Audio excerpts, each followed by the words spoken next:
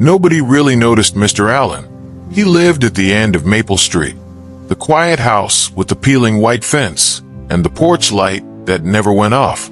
He waved when people waved, nodded when the mailman passed, and never missed trash day. But when he died one November morning, something happened that no one in the neighborhood could explain. Within hours, military trucks began arriving. Men in dress blues, silent, carrying flags, saluting a man nobody really knew. That was the day Maple Street learned who Mr. Allen really was. For most of his neighbors, Mr. Allen was just that old veteran guy. He kept to himself, always wore the same faded army cap, and tended his garden like it was a mission. The kids whispered rumors. Some said he was a drill sergeant. Others thought he just liked pretending to be one. On summer evenings, he'd sit on his porch with a cup of tea and a crackling old radio tuned to the news. Sometimes, if you listened closely, you'd hear him humming an old marching tune. Every 4th of July, while others set off fireworks, he'd quietly place a single flag on his lawn and sit beside it till dark. Strange old man, people said. Quiet fella though, never bothers anyone. But there was something about him. Something steady, something unspoken. One autumn morning, the mailman, Chuck, noticed something odd.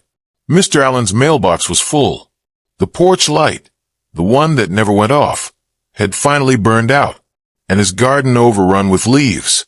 Chuck knocked. No answer.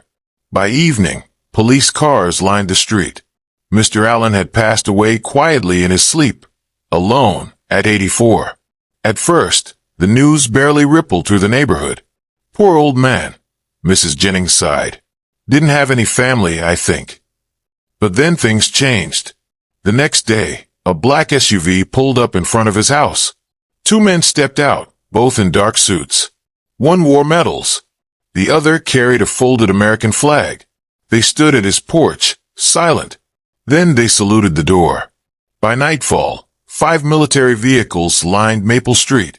Neighbors peeked from behind curtains, whispering, "What's going on? Was he someone important?" The next morning, the paper headline read, "Decorated war hero dies quietly in local suburb." Turns out, Mr. Allen wasn't just a veteran. He was Colonel David Allen, a Special Forces officer. Silver Star, 2 Purple Hearts, Distinguished Service Cross, the kind of medals only legends earned. He led one of the most dangerous rescue missions in Vietnam, saving 40 men trapped behind enemy lines. The mission was classified for decades. They called it Operation Ghostlight. When he retired, he simply vanished from public life. No interviews, no memoirs, just peace.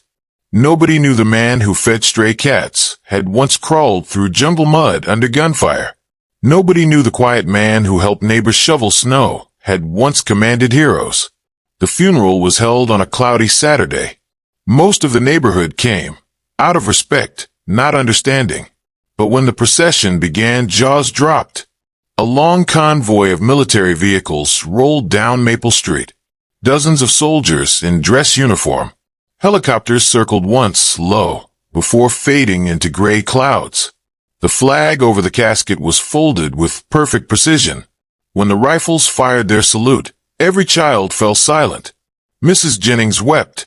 Chuck the mailman removed his cap. Even the teenagers, who once mocked his strict lawn, stood still. Then a young officer stepped forward to speak. "Colonel Allen," he said, voice trembling, "was the kind of leader you meet once in a lifetime. He never spoke of himself, never sought attention. But when we were trapped behind enemy lines in 71, he walked straight into gunfire to bring us home." The crowd gasped. The officer paused, then said quietly, "He told us something that day. If you come back alive, live quietly. Let your peace speak louder than your war." When the ceremony ended, a soldier approached a young mother from the neighborhood. He handed her the folded flag. "He wanted you to have this," the soldier said. She blinked. "Me? Yes. He said you reminded him of his daughter, the one he lost." Tears streamed down her face.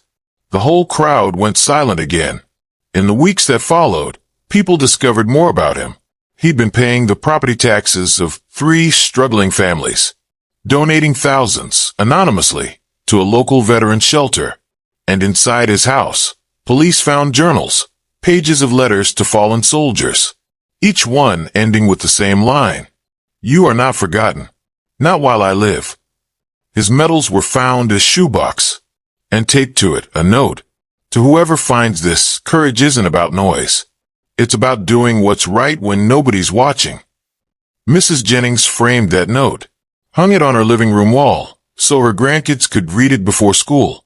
Months passed. Maple Street looked the same, but it didn't feel the same. Neighbors smiled more. Kids helped rake leaves for the elderly. And every Memorial Day, someone quietly placed a single flag in front of Mr. Allen's house. One year, a little boy asked, "Mom, who is he?" She smiled. "He was quite brave," she said. "The kind of hero who doesn't need anyone to know." And from that day, his story became Maple Street's legend, a reminder that real heroes don't always march in parades. Sometimes, they live right next door. Some heroes don't wear capes. They live quietly among us, mowing lawns, feeding strays, and showing us what honor really means. This was the story of Colonel David Allen, a man whose silence spoke louder than war. If this story moved you, subscribe to The Quiet Brave for more real stories of courage, sacrifice, and the unsung heroes who keep hope alive.